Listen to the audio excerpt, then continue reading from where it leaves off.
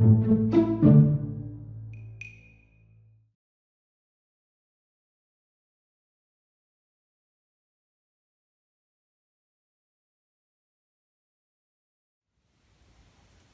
vamos a continuar nuestro estudio de los ecosistemas. Y ahora vamos a empezar a centrar nuestro estudio en las poblaciones. Hasta ahora habíamos visto que, bueno, recordemos siempre los conceptos. La población está formada por individuos de la misma especie, que esto se puede asegurar o se puede entender si son sexualmente viables, si pueden engendrar ambos una cría que sea fértil entre sí. Y también habíamos analizado que un ecosistema está formado por una o varias comunidades. Cada comunidad era un conjunto de diferentes poblaciones. Y vimos que había relaciones dentro de la misma población, que son las relaciones intraespecíficas, o relaciones con poblaciones de diferentes especies, que son las relaciones interespecíficas. Ahora lo que vamos a analizar es a las poblaciones en sí. Y tengamos en cuenta lo siguiente: cuando analizamos o estudiamos una población, estamos estudiando a un montón de individuos, que pueden ser decenas, pueden ser centenas, pueden ser miles, pueden ser millones, que obviamente que tienen que tener algunas características en común. Tienen que vivir en un lugar determinado, acotado por el investigador, y en un tiempo determinado, también acotado por el investigador. Ahora, analizar poblaciones es un problema complejo, ya que requiere que haya análisis de propiedades emergentes.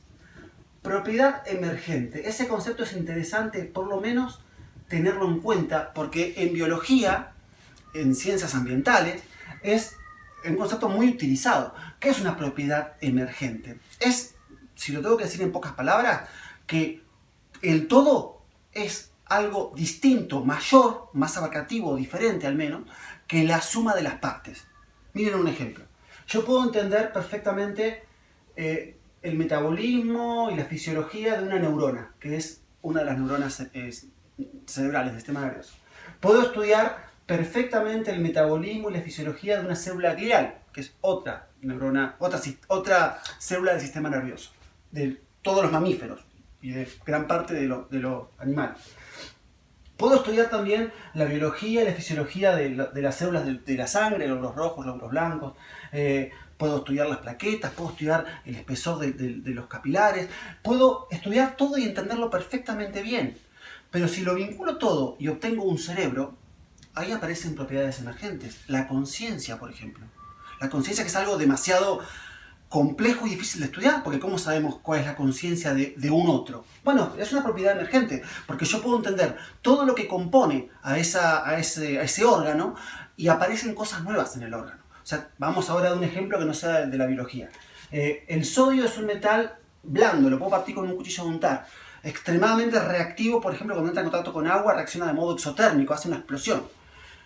El cloro y es sólido a temperatura ambiente. El cloro es un gas verde venenoso a temperatura ambiente, extremadamente tóxico.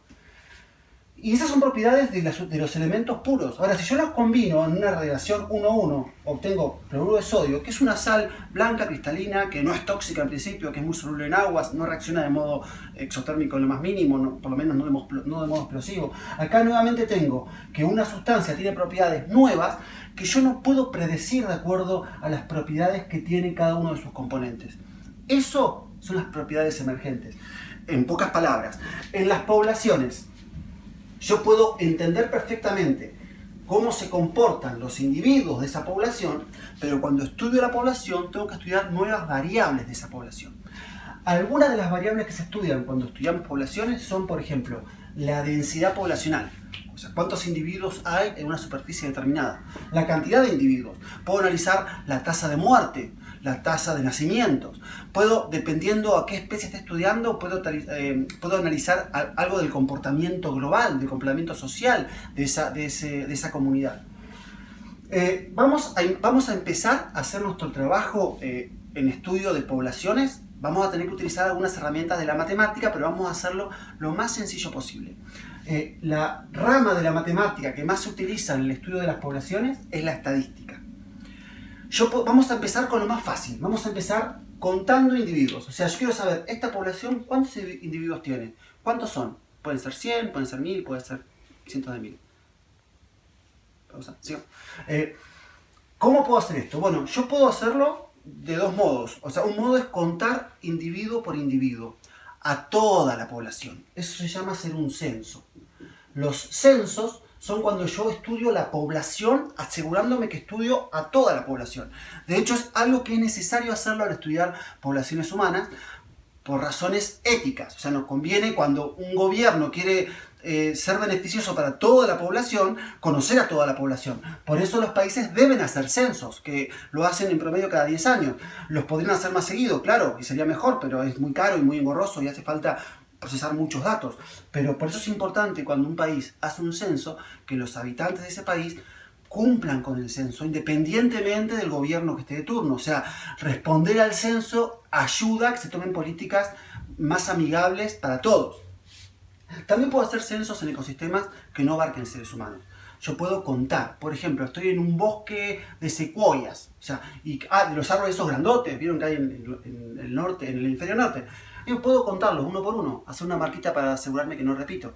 Y puedo hacer lo mismo con los animales. Ahora, con los animales es más difícil, porque yo cuento un animal y voy para otro lado, y ¿cómo sé que no lo cuento dos veces al mismo animal? Acá hay un conflicto. O sea, una cosa es censar vegetaciones o organismos por ahí que están en un microscopio que no se mueven, y otra cosa es contar o hacer un censo de poblaciones semovientes, como la mayoría de los animales. O sea, ahí hay que hacer otra cosa. Entonces, cuando se hace muy engorroso el estudio de toda la población, lo que se hacen son muestreos. Que estadísticamente un muestreo, ¿qué es? Sacar de toda la población un sector que tiene que ser al azar. Tiene que ser al azar porque si no, estadísticamente no va a funcionar. Saco una muestra al azar y esa muestra al azar me permite hacer inferencias sobre toda la población. Yo podría, por ejemplo, agarrar no sé, vamos a imaginar, de Comodoro, 10 personas, medir la altura que tienen, sacar el promedio de las 10 y decir, bueno, los comodorenses miden esto. Bueno, eso no sería un trabajo estadístico muy fino, porque ¿cuánta gente vive en Comodoro? ¿De dónde saqué los 10? Los saqué los 10 de justo de un sector donde hay una familia que son altos, los saqué de justo de un lugar donde la gente sufre acondroplasia, que son enanos, ¿cómo sé? O sea, hay que asegurar que el muestreo es al azar. Vamos a verlo entonces con animales.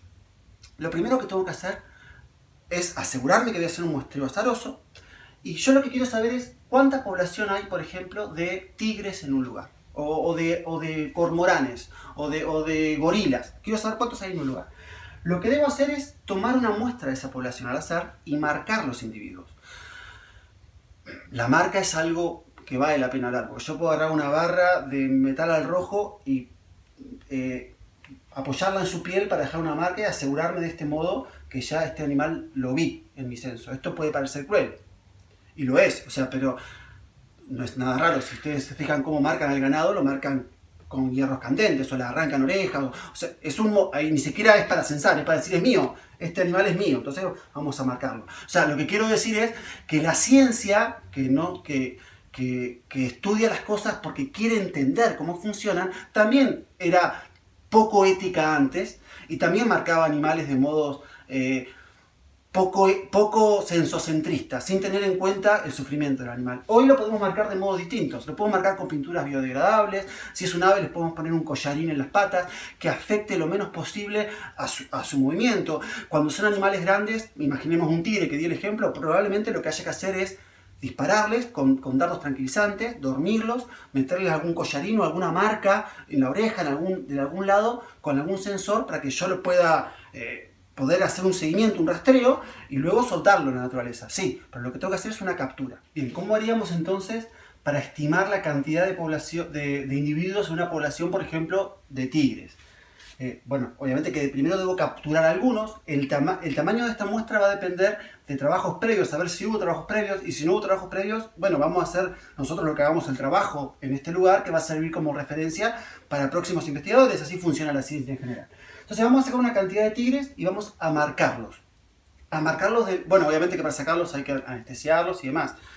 Siempre procurando hacerles el menor daño, procurando no hacerles daño directamente, ¿no? Y lo vamos a marcar también procurando no hacerles daño. Vamos a tener ese número de tigres marcados que los vamos a simbolizar no importan las letras, pero vamos a poner acá total de individuos marcados. De esa muestra que saqué, que tengo marcados, o sea, que tengo marcados de algún modo que los puedo reconocer en el terreno, anoto cuántos son esos tigres y los suelto nuevamente a su ecosistema, a su hábitat. Dejo pasar el tiempo, no mucho, porque si dejo pasar mucho tiempo y van a crecer nuevos tigres, ya no estaría sacando una foto de ese momento en la población. Bueno, posteriormente lo que voy a hacer es lo siguiente. En ese lugar yo no sé cuántos tigres hay, pero hay una cantidad de tigres que vamos a llamar a esa cantidad de tigres N grande, que sería la población de tigres. O sea, es el número que yo quiero saber. Población de individuos. O sea, el número de individuos en la población. Vamos, entonces, hay un cociente que es la cantidad total de tigres que desconozco sobre la cantidad de tigres que marqué, que sí conozco. O sea, este dato no lo conozco, que es el que yo quiero averiguar cuántos tigres hay, y este sí lo conozco porque son los tigres que yo marqué, lo sé de antemano. Perfecto. Acá me faltaría algo para poder despejar este valor, que es el que yo quiero saber. Bueno, lo que voy a hacer posteriormente es hacer una captura nuevamente de tigres. Acá, cuanto más saque, mejor. Cuanto más tigres saque ahora, mejor. Pero voy a sacar un número que no tiene por qué coincidir con el valor de la población de individuos que yo solté con los marcados, pero convendría que sea un número mayor a los que marqué. Es decir, si yo marqué 15, bueno, va a convenir que mis capturas trate de sacar más de 15, trate de sacar 30, trate de sacar un número mayor.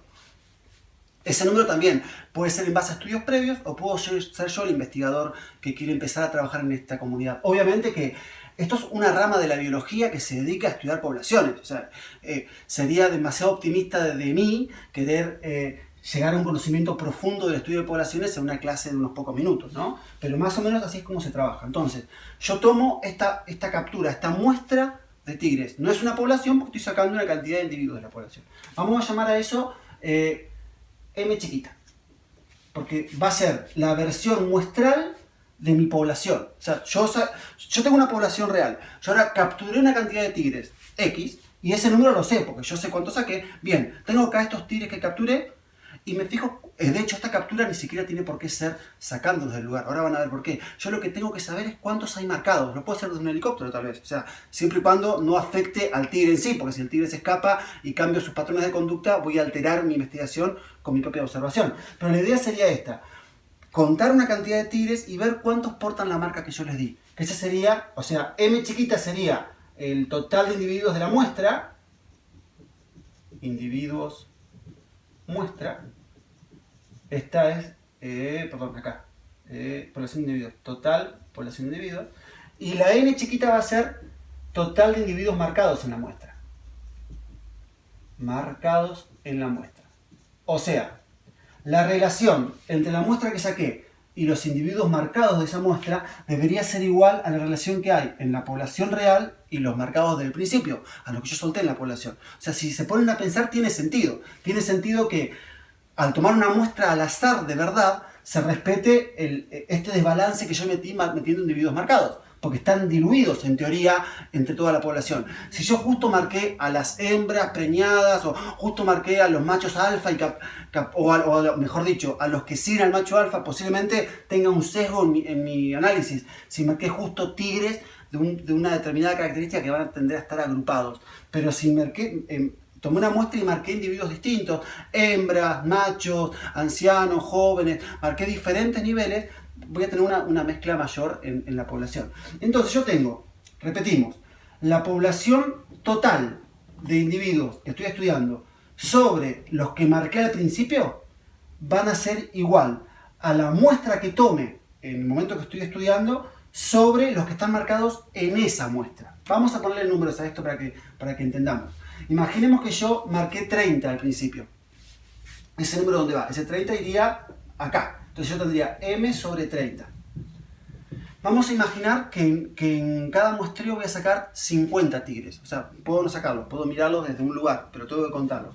Vamos a suponer que entonces 50 va a ir acá. 50 va a ir acá. Y que de esos 50 había 10 marcados. 10 va a ir acá. Listo, tengo que despejar. Esto pasa multiplicando para acá y voy a tener el número estimado. O sea, en este caso sería 150 tigres. O sea, mi población tendría 150 tigres.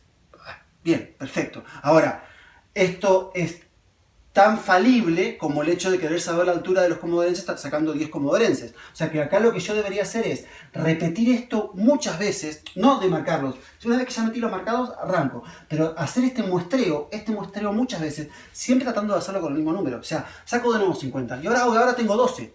Ah, ya me va a cambiar esto. O sea, y entonces voy a tener diferentes valores en la población que luego puedo sacar el promedio y tener un número exacto. En próximos videos vamos a ver los trabajos estadísticos para saber si el trabajo estadístico que estamos haciendo es correcto o no. Si el trabajo que estoy haciendo tiene sentido o puede estar sometido a error. Pero por ahora nos quedamos con esto. Bueno, cualquier duda que tengan la pueden hacer en este mismo video o me pueden preguntar lo que quieran en la parte pública de esta tarea. Yo todos los días me meto a la plataforma a estudiar.